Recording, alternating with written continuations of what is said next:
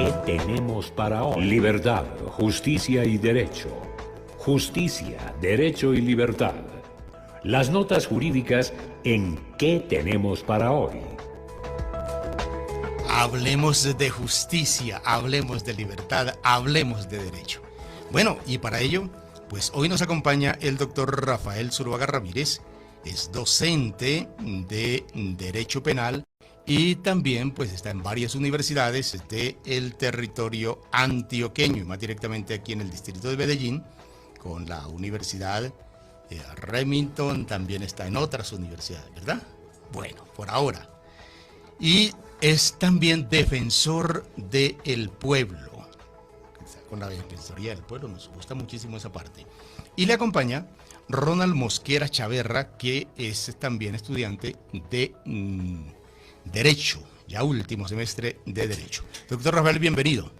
Muy buenas tardes, Urbano, muy amable por la invitación y dispuestos a colaborarle en estos temas que se vuelven de interés. Bueno, hablar de justicia y derecho, derecho y justicia. Buenas tardes, Ronald. Muy buenas tardes, doctor Urbano, muy buenas tardes, queridos oyentes. Para mí es un placer y estamos aquí para resolver toda duda e inconveniente que tengan en temas jurídicos. Muy bien, eso nos gusta mucho. ¿Cómo va esa parte del derecho? El derecho penal cada día como que se va complicando más y como que se va poniendo más agradable, más atractivo y como que va teniendo más ingredientes. ¿Cómo es el asunto? El derecho penal lastimosamente toca el aspecto más triste o más negro del ser humano y es cuando comete el delito, cuando recurre a una acción violenta para cumplir sus fines, el hurto, el homicidio, la violencia. Y no deja de llamar la atención pues todas estas nuevos análisis que hacen las cortes frente al el comportamiento, frente a los comportamientos humanos y frente a las situaciones que ellos conocen. ¿Qué es lo más difícil de esta parte del derecho penal? Considero que estoy llegando a los 20 años de trabajo en el derecho penal. Lo que queda atrás de la persona que cometió el delito y está siendo sancionada es la familia, los hijos, todo lo que tiró por la borda por un momento de desespero, por una mala decisión, por una ira. Ustedes como penalistas siempre están en esa lucha y siempre buscando a que se favorezca a aquel que ha cometido el delito. ¿Por qué? Es muy fácil tomar la posición simplemente cometió un delito que lo castiguen.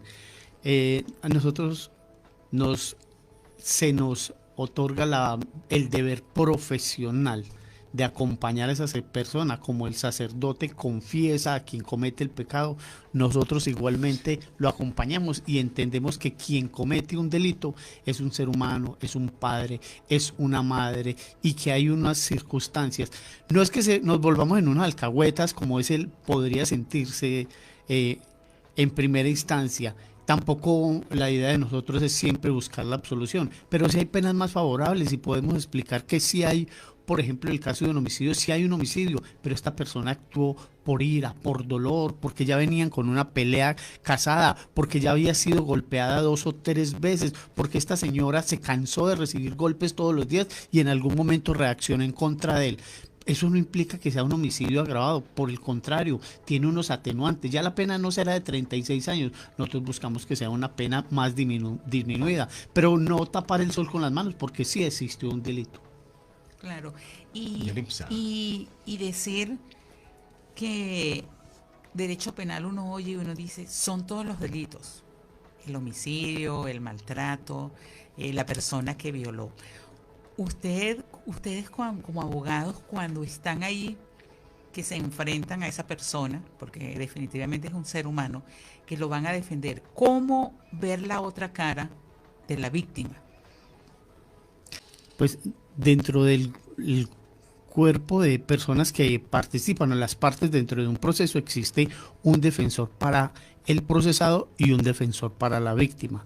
Hoy nuestro sistema ha incorporado a esa persona para que ruegue por esos intereses de la víctima, para que la víctima pueda manifestar hasta dónde fue afectada, qué quiere de reparación y cuáles son sus intereses, porque muchas veces ni siquiera víctima o algunas víctimas ni siquiera están interesados en que vaya a la cárcel el agresor, sino que se tomen otro tipo de medidas, que no lo vuelva a hacer, que pida perdón, que lo repare económicamente. El derecho penal sanciona con privación en cárcel.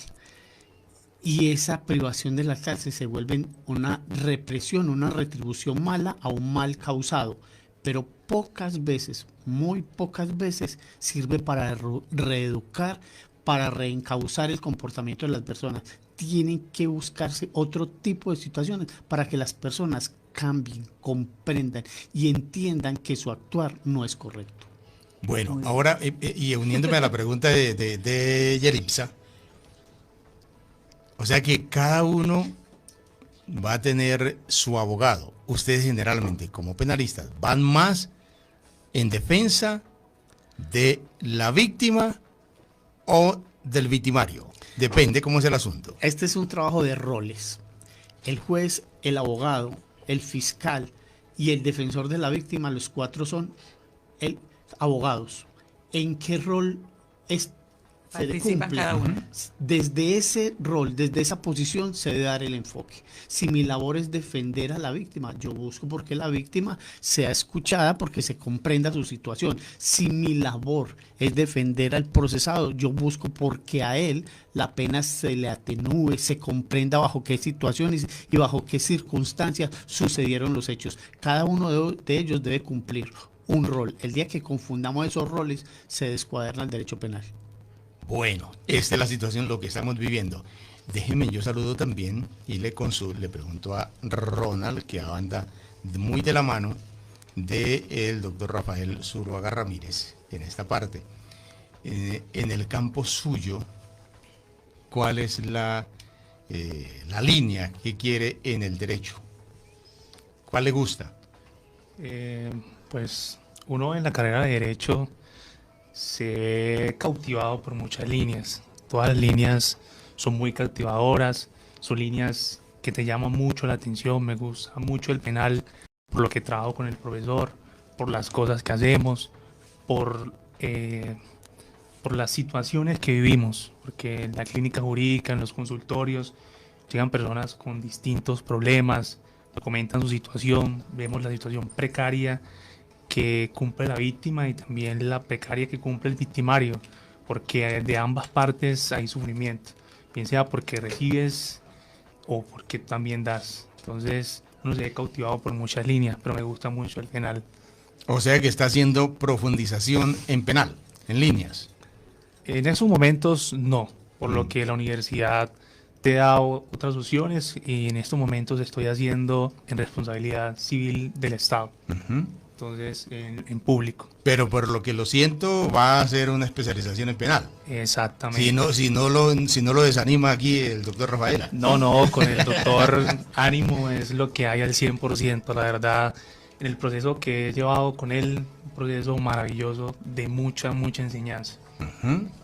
Bueno, interesante. Miren, en la parte del derecho, porque eso tiene tantas ramas, ¿no? Tantas ramas. Dicen que es uno solo, pero tiene tantas ramas. Y mire que ya, ¿en qué dijo que se va a especializar? Responsabilidad civil del Estado. Responsabilidad civil del Estado. Y si usted tiene inquietudes, tiene alguna pregunta, pues también lo puede hacer, porque hay líneas. Aprovechar la gente que sabe de esta parte, porque muchos de pronto tienen por allá dificultades en la casa. ¿Y a dónde busco? ¿Dónde consigo un abogado? ¿Cómo? No tengo forma de pagar un abogado.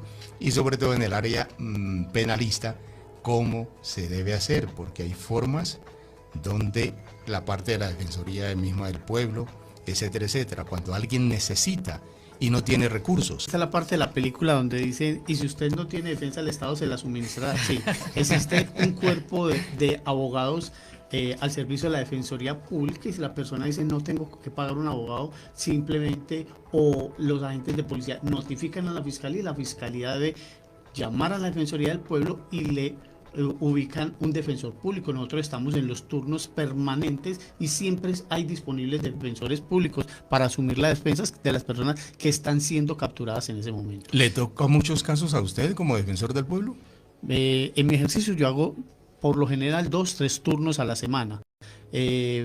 Recibimos 2-3 casos por día. Hurtos, homicidios, lastimosamente violencia intrafamiliar. Aquí en Medellín se presenta mucho extorsiones. Son los delitos que más el hurto y la violencia intrafamiliar son los delitos más comunes. Han tomado más fuerza en estos últimos días. La violencia intrafamiliar se disparó con la pandemia. Fue un tema que pues la propia convivencia daba para eso, y se nos está sumando la intolerancia, la enfermedad mentales, el estrés de las personas. Hay un caso que es de la vida real, doctor Rafael. ¿De qué se trata ello? Esto ocurrió en el Eje Cafetero. Inclusive Alberto Leighton Villamil, si nos está escuchando, vaya nuestro saludo muy especial, nos planteaba esto y nos dijo: hombre, ¿por qué no le plantea al doctor Rafael que de pronto nos dé una ilustración acerca de ello? El caso se refiere a una joven universitaria de 20 años que había sufrido algunos inconvenientes con su familia. Quería dar fin a su vida y entonces buscó la ayuda de un habitante de calle. Con él se fueron a un hotel. En el hotel le pagó la habitación, le pagó al joven para que le cortara el cuello y dejó una nota en la que decía: no culpo a nadie, es mi decisión. Y sucede allí, el joven le corta el cuello, toma la chaqueta de la muchacha y se va. Posteriormente, pues inician las investigaciones judiciales y en la primera instancia se determina que el señor que había realizado estos hechos lo condenan por homicidio. ¿Pero él la lesionó o no?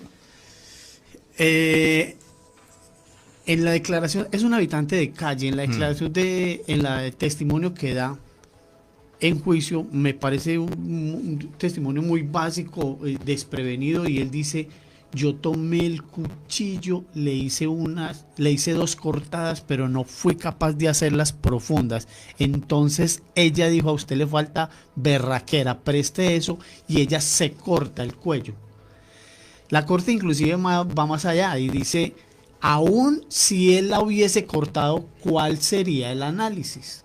Entonces aquí vienen 2 delitos o 2 situaciones jurídicas, y es: ella le pide a alguien que la mate, ella le pide a alguien que le ayude a matarse, o la otra persona la mata. El problema es que no hay testigos, no hay nadie que cuente nada ahí. Solamente las pruebas lo van a dar. El testimonio de él, y el resto de las pruebas van a dar a entender qué pudo haber pasado. ¿Pero qué ocurrió? De pronto también había cámaras en el hotel donde entraron, etcétera, etcétera. Claro, inclusive aquí aparece un taxista y dice: yo los llevé. Y aparece entonces el primer elemento del problema jurídico que determina la corte, y es: había voluntad de la joven para causarse su muerte. Para quitarse la vida, sí. Pues exacto. Y si esa voluntad era libre y consciente, o ella estaba presionada por alguien. La corte posteriormente dice: no cabe duda, ella lo preparó. Había habido unas consultas en internet de cómo matarse sin dolor. Entonces, todas esas pruebas se llevan a juicio, y el tribunal o el juicio en Manizales decide condenarlo por homicidio, pese a existir todos estos elementos. La corte vuelve y analiza estos elementos y dice: no cabe duda, la joven había hecho sus indagaciones, hay testigos de que contactó a este habitante de calle, el taxista lo lleva y no ve al taxista, al habitante de calle empujándola ni coaccionándola. Entran a la habitación, la joven paga la habitación, la camarera dice: ella fue la que pagó, ella me pide un papel y un lápiz. Todos los elementos nos dan a entender de que la joven lo tenía planeado, de que la joven estaba organizando, de que el habitante de calle simplemente la acompañaba. Y viene qué sucede dentro del baño. Pues aquí la duda estaba en que por qué si ella se causa la herida no tenía sangre en las manos. Pues esto sucede en una bañera donde había agua constante, y el criminalista dice: pues se pudo haber lavado las manos porque hubo agua completamente. Existe la posibilidad de que ella sí se hubiese causado la lesión. La lesión es en el cuello, es más, la lesión es consistente con la persona que se pasa con su propio brazo una arma blanca de lado a lado del cuello. El análisis de la Corte es: ¿puede una persona tomar la decisión de matarse y es sancionable para ella? No, en Colombia el suicidio no es sancionable, ni quien se intente suicidar. Quien lo ayude, viene el problema y es distinguir si esa ayuda fue o fue presionada. Entonces aquí sí hay una pena de 36 meses a 108 meses. ¿Y esa por qué? Porque el Estado queda en dos posiciones. La primera, debe proteger la vida de las personas, y la segunda, debe respetar la autonomía de las personas. Quien ayuda a esa persona de manera autónoma a cumplir su voluntad, queda muy difícil entender si fue completamente o no. Por eso la sanción empieza desde 38 meses, que no es mucho, pero sí se puede ir hasta casi 10 años. Pero ya ahí comienza otro problema, porque entonces, ¿es legal o no es legal? ¿Es delito o no es delito decidir como ciudadano cuando una persona me pide y me dice: quiero quitarme la vida, ayúdame? Hay dos precedentes que la Corte analiza al respecto, y se va: uno, la despenalización del homicidio por piedad. Matar a otra persona para que no sufra tiene unos requisitos. Una, que sea efectuado por un médico. Dos, que esa persona emita su consentimiento. Y tres, que el paciente se encuentre sufriendo intenso dolor físico o psíquico, que se abría ahí demasiado. Ese es el homicidio por piedad. Viene la sentencia, y después de la sentencia uno de los magistrados no está de acuerdo completamente con la sentencia, y él salva el voto y dice: inclusive la Corte debería ir más allá y no limitar el homicidio por piedad a los médicos. Dice: no somos quien para regular si una persona mata o no por piedad. Si otro lo hace siendo médico, igual no lo deberíamos sancionar.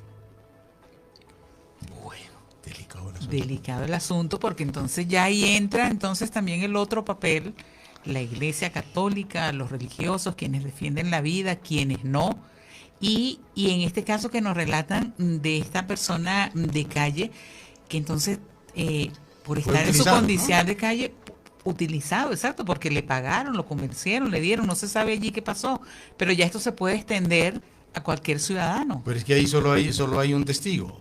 Dos. La una ya está muerta. Y él, entonces. Y él es el procesado. Y el muerto no habla. Procesado y en situación de calle, que por estar en situación de calle, entonces también pueden decir, tienen tendrá cuáles problemas para creerle o no su testimonio.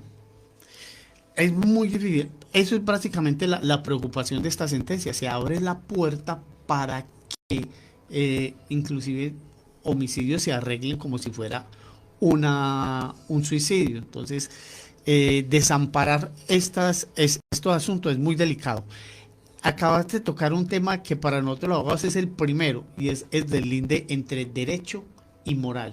Hay cosas que son incorrectas en ambos, pero hay otras cosas que, siendo moralmente incorrectas o en nuestra tradición judeocristiana pecado, no deben ser delito. Hoy, por ejemplo, la bigamia no es delito, pero sigue siendo pecado. Hace años era delito, era pecado y era delito. A los hombres los llevaban a la cárcel por casarse 2 veces. Entonces, hoy, con la libertad, la liberación, los derechos, todo esto, pues aparecen esas. Miren la discusión que se está dando precisamente frente al delito de incesto. Sí, señor. No cabe duda de que es una situación reprochable, pero el derecho penal debe intervenir cuando pasa eso. Es que el incesto casi nunca viene solo, viene con un acceso carnal si es en menores. Y si es entre adultos, entre un papá y una hija, o entre una hija y un papá, o entre un hijo y una mamá, adultos, pues el derecho penal consideraría ese es problema de ellos. O asqueroso, pero problema de ellos. Bueno. Tienes que cortar. Pues, doctor Rafael, a usted muchas gracias por habernos acompañado aquí hoy en esta situación. Ahí queda esa inquietud y cada día como que va entendiendo uno menos, pero bueno, de todos modos. Gracias a ustedes por abrir la posibilidad a la clínica jurídica de socializar estos aspectos.